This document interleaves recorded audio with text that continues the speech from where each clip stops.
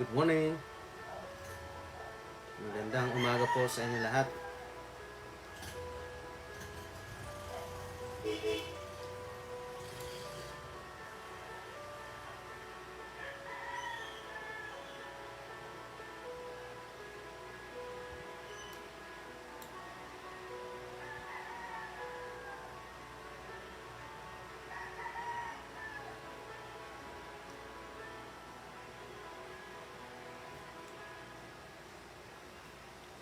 Okay.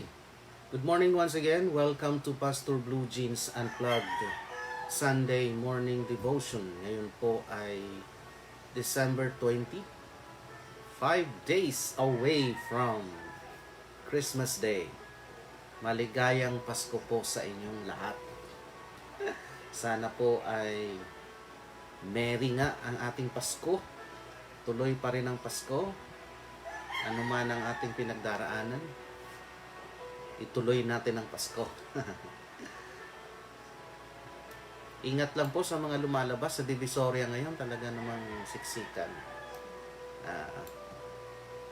Huwag naman sanang tumaas ang bilang ng mga nagpo-positibo nang dahil sa nagpapakakampante ang ating mga kababayan.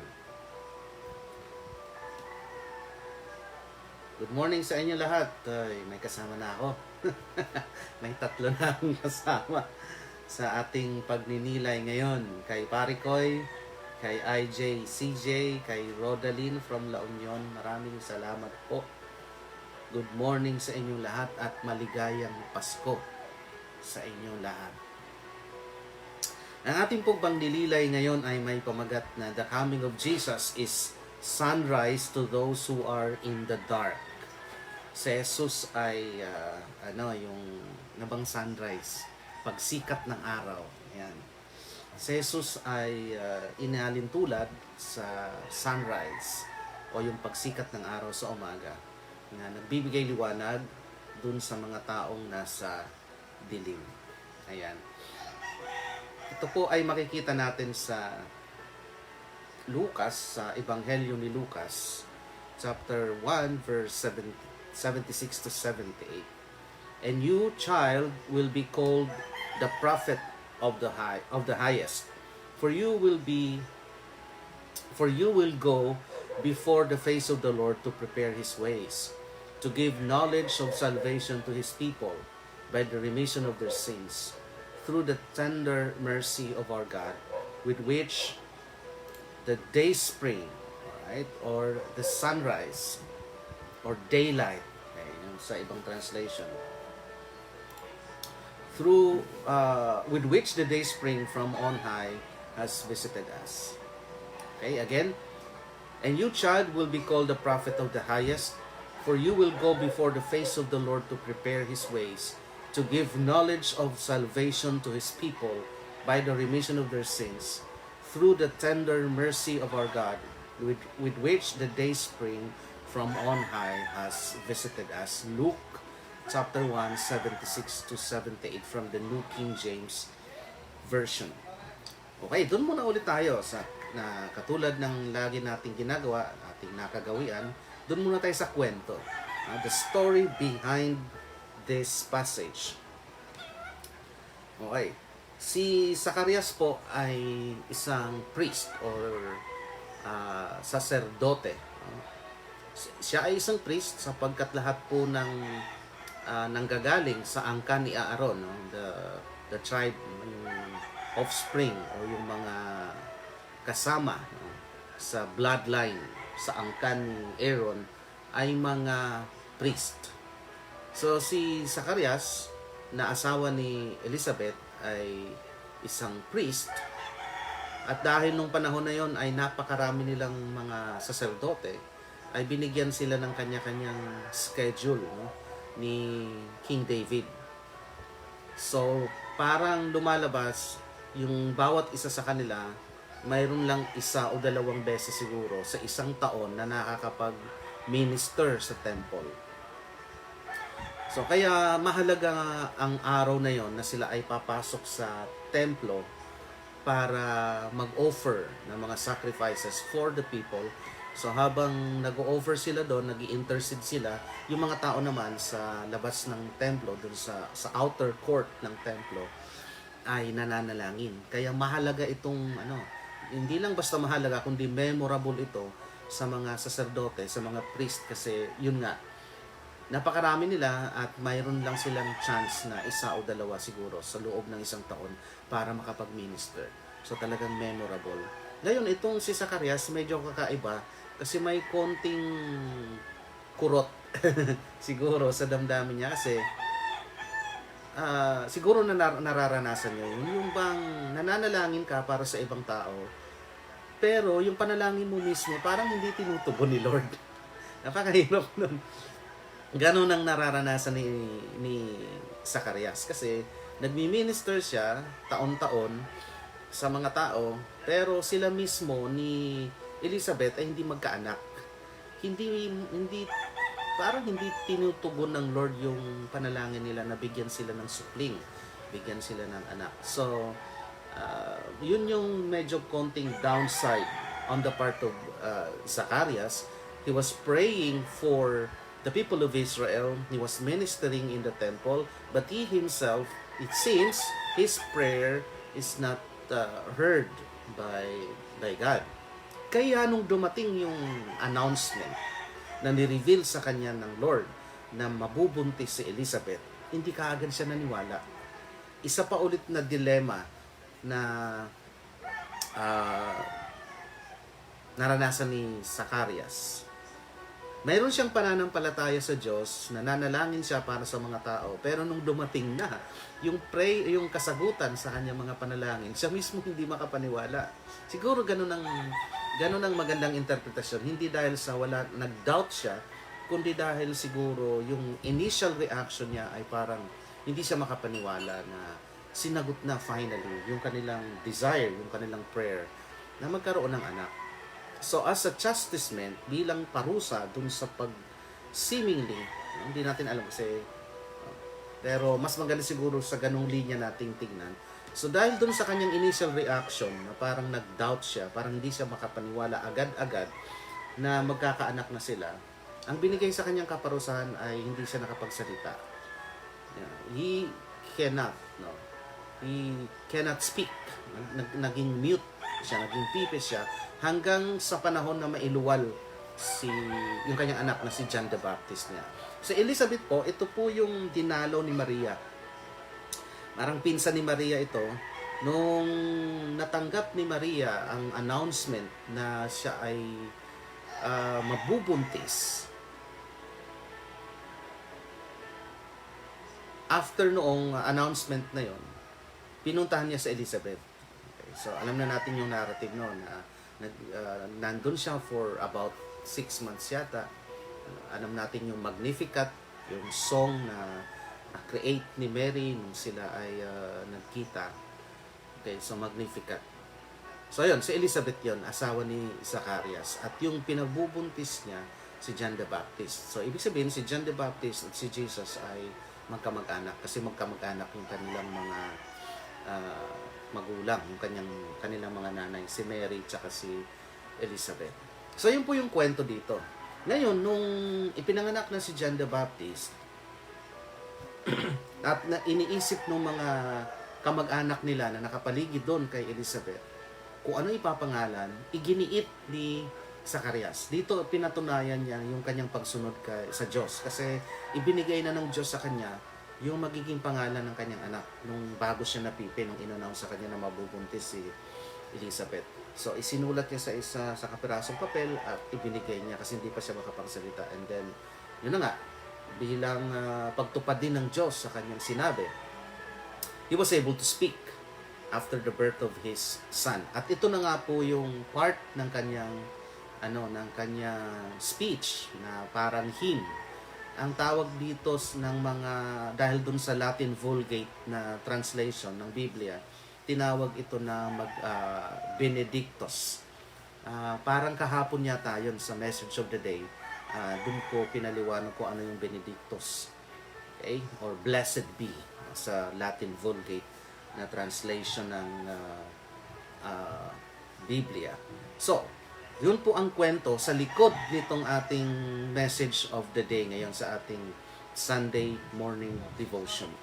Okay, so part ito ng hymn na nabuo ni Zacarias nung nakita na niya ang kanyang anak na si Juan Bautista. Again, ang title po ng ating pagninila ay The Coming of Jesus is Sunrise to Those Who Are in the Dark. Siya po ay liwanag, pagsikat ng araw na nagbibigay ng liwanag. Sa gabi, sa ating pagtulog, madilim, at umaasa tayo na sa ating pagising kinaumagahan ay mayroong liwanag sa pagsikat ng araw. Maliban doon, yung 400 o approximately 400 years, ang tawag nila doon ay silent years, ang tawag ng iba ay dark ages. Ibig sabihin, madilim, magulo, silent, kasi naniniwala tayo na noong mga panahon na yon ay walang dealings ang Diyos sa tao, kaya 400 silent years. Ito pong 400 silent years na tinutukoy ko ay yung sa pagitan ng huling aklat ng Old Testament, Malakay, at unang aklat ng New Testament na si Matthew. Sa pagitan po ng dalawang yan ay mayroong period na 400 years. Dito po naganap yung mga panahon ng Maccabean Revolt. Okay? Basahin nyo po sa kapeatkamalayan.com yung Hanukkah. Okay? Kailan lang yun?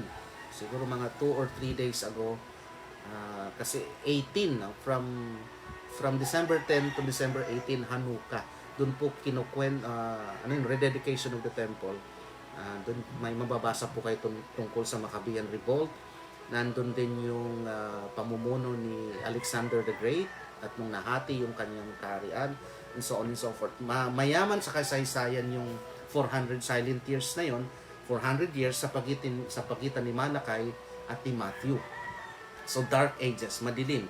Kaya yung pagdating ni Jesus sa Matthew, na kinuwento ni Matthew, kinuwento ni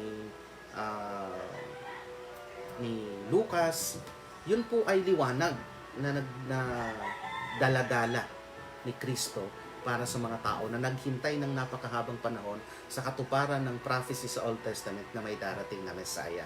Kaya saktong-sakto po yung ating titulo, yung ating title, pamagat pala, ng ating pagninilay ngayon. Na si Jesus, ang pagdating ni Jesus ay liwanag, sikat ng araw sa mga taong nasa kadiliman.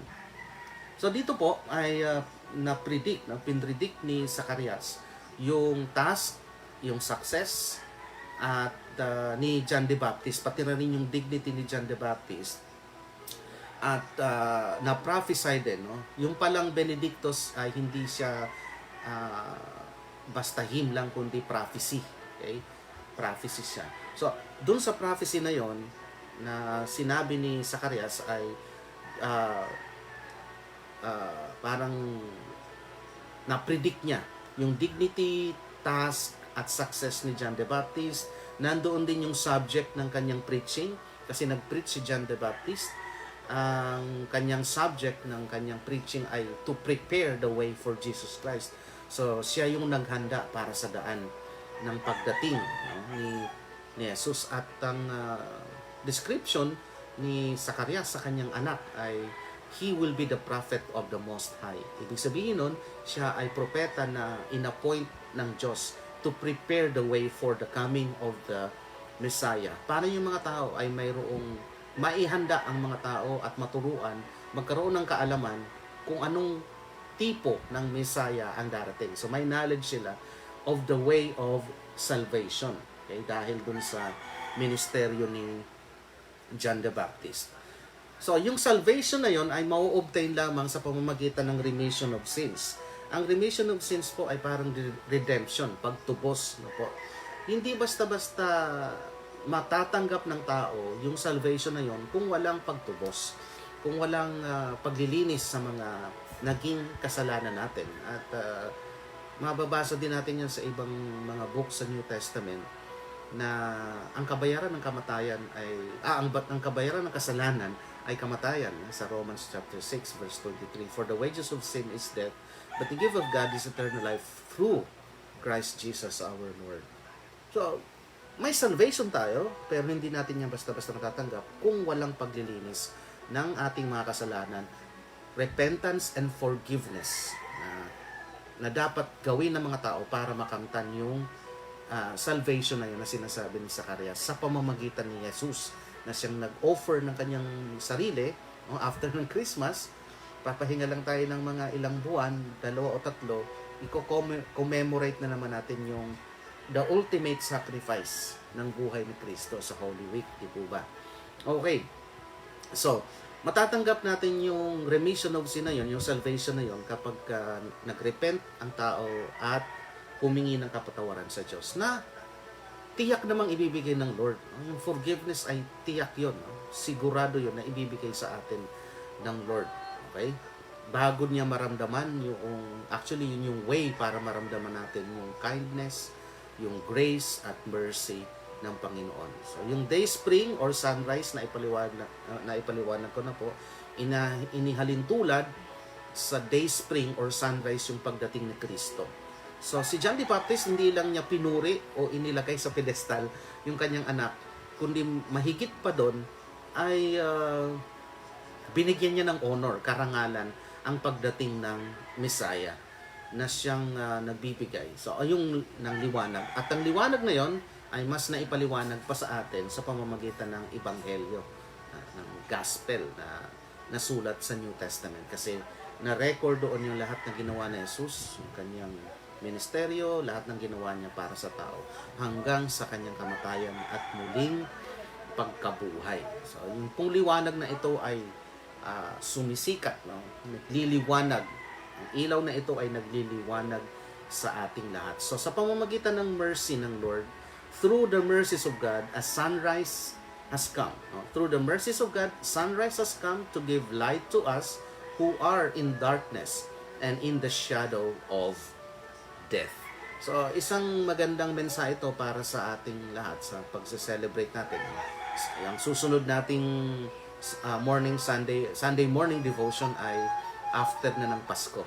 So, siguro, ito ang may iwan nating maibabahagi kong mensahe sa inyo ngayon. Huwag natin kakalimutan na ang Pasko o yung pagdating ng Panginoong Yesus ay sumisimbolo sa sunrise, bagong umaga para sa ating lahat. Na pagkatapos ng kadiliman ng gabi, ano man ang ating pinagdaraanan, madiliman ang pinagdaraanan natin, kadiliman na sanhi siguro ng kasalanan, kadiliman na sanhi ng mga suliranin, kabigatan, problema, at pagsubok sa ating buhay, alalahanin natin na ang Pasko ay magpapaalala sa atin na mayroong liwanag na dumating. Mayroong bagong umaga, may bagong sikat ng umaga, ng araw na dumating sa ating buhay para makamtan natin ang liwanag at makamtan natin ang remission of sin, kapatawaran ng kasalanan, at kaligtasan. Okay, maraming salamat po sa inyo lahat. Yan po ang ating pagninilay sa umagang ito. At syempre, babatiin natin muli ang ating mga nakasama ngayon. Salamat po kay Rodaline. Muli, maraming salamat kapatid. Kay Maricoy at sa aking Paricoy, si JR Cuevas at si IJCJ. Salamat sa aking boss classmate. Ito talagang mga taong ito ay lagi nating kasama to. Hindi tayo iniiwan ito. Maraming salamat sa inyo. Kay boss classmate from Japan, Shirley Tolentino. Ay, sa aking mga classmates din sa kolehiyo. Classmate ko to ngayon, si Zay Candelaria Amoncio. Chilax, maraming salamat sa iyo. At kay Adelaide de la Cruz, si mga classmate ko to sa IIST. Maraming salamat at good morning sa inyo. Have a blessed Sunday, everyone. I'll see you again next Sunday for our next edition of Pastor Blue Jeans Unplugged Sunday Morning Devotion. Merry Christmas, and remember, the coming of Christ, Christmas, the coming of Christ is sunrise for us who are in the dark. Thank you very much, and God bless you. Good morning.